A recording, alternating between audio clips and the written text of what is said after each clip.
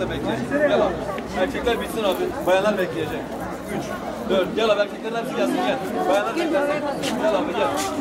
Yok abi beklesin bayanlar. Bayanlar olmaz yok. Şuradan bak gel abi. Sen de gel dur abi. Toplum yararına program kapsamında 2019 yılı için 2890 kişilik bir kontenjan açtık şimdilik. Bunlar belediyeler ve tüm diğer kamu kurumlarına alınacak.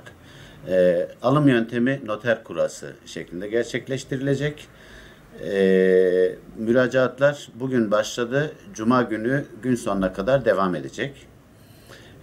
Hem buraya vatandaşımız gelerek bizim arkadaşlarımız tarafından başvurusu yapılabilecek. Dilerlerse de kendileri internet üzerinden müracaat yapabilecekler. Şunu özellikle belirtmek istiyorum ama toplum yararına program kapsamında hiçbir biçimde hatır gönülle personel alınmayacak.